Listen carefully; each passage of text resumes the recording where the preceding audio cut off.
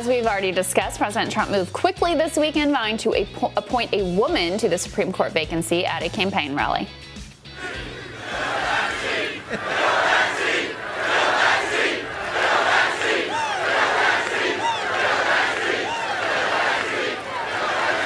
So we will uphold equal justice under the law for citizens of every race, color, religion, and creed.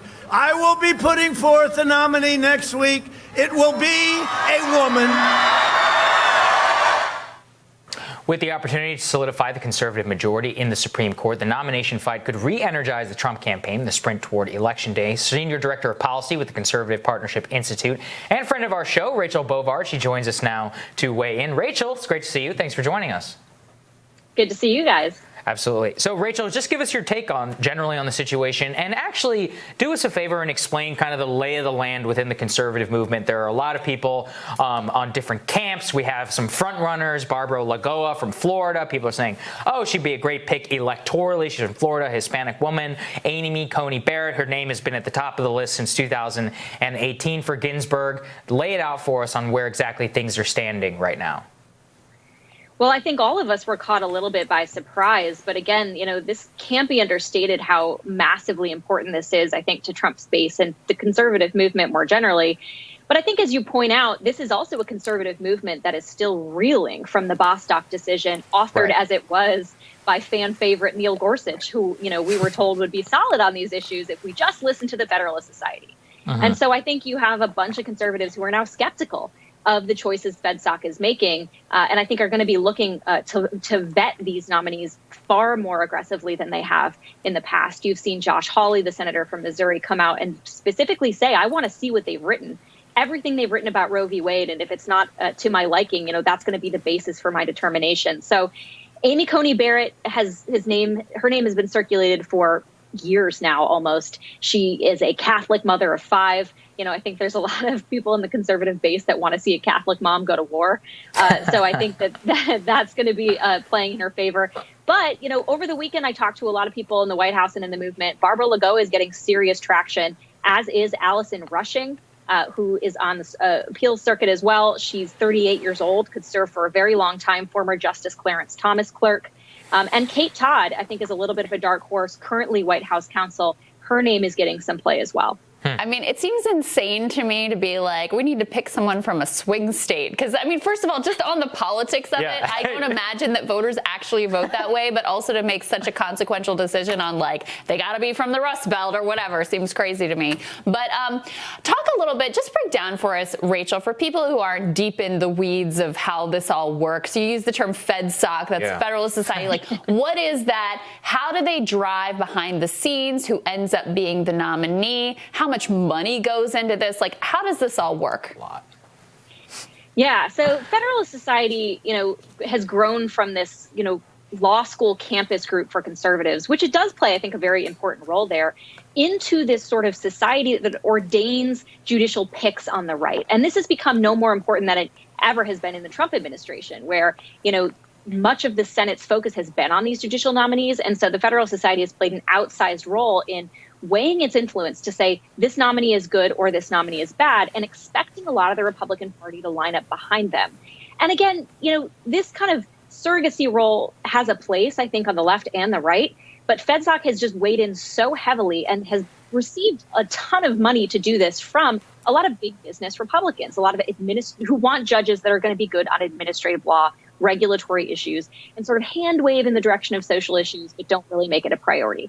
And that, I think, has driven a split in the conservative movement now to say, is this appropriate? Should we be getting more voices in the room than just FedSoc, funded by a lot of business interests? Should we have a wider table at play to select our judicial nominees? And so that is going to be the point of tension, I think, that you're seeing. You're already seeing it, by the way. The Koch-funded groups are coming out and saying, they were happy about the Bostock decision, by the way. They're coming out and saying, look, we don't care really about these social issues. We want someone who's going to decide the Constitution, which is great in theory, but judges are our politicians now, unfortunately, because Congress has just failed to do anything on these issues. And so I think you have to see a little bit of a change in how these people are vetted.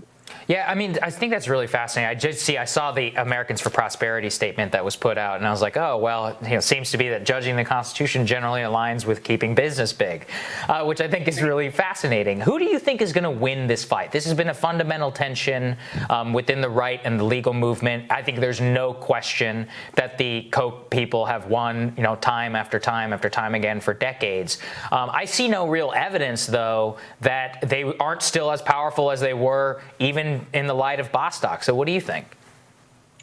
So they are going to play a very important role here, but there's two things that I would not underestimate. And one is the effect that Bostock had on the social, traditional, and religious conservatives. They are galvanized by that. But the second, I think, is, the galvanizing effect that how the treatment of Kavanaugh in the last confirmation, I think it's woken a lot of people up to the stakes that we're playing at here. And so I do think there's going to be more of a weight on the social conservative issues. And I think, again, it matters what these outside groups say, but it matters more what the senators actually do and what kind of pressure they're feeling from their actual constituencies. People make a lot of what us groups in DC say, but at the end of the day, these guys have to be responsible to their voters. And I think putting this up against the election is going to make that element even more extreme than it would be otherwise. I think that's right. And Rachel, for Democrats, obviously they're focused on Roe v. Wade, but they're also focused on, the Obamacare rulings. They're focused on potentially any election-related rulings that could be coming before the court. What are some of the key potential decisions that are shaping the debate and that are of great interest to the right? So I think you obviously have an Affordable Care Act decision working its way through the circuit courts that's going to be heard before the Supreme Court, I think, in November. It'll be decided after the election. But I think that's of interest, right? And I think more than ever, I think the conservative movement is focused on Roe v. Wade. I think you see this both on the right and the left. There's always been a tension on this issue, but I think both sides are extremely focused on it because of the makeup of the court.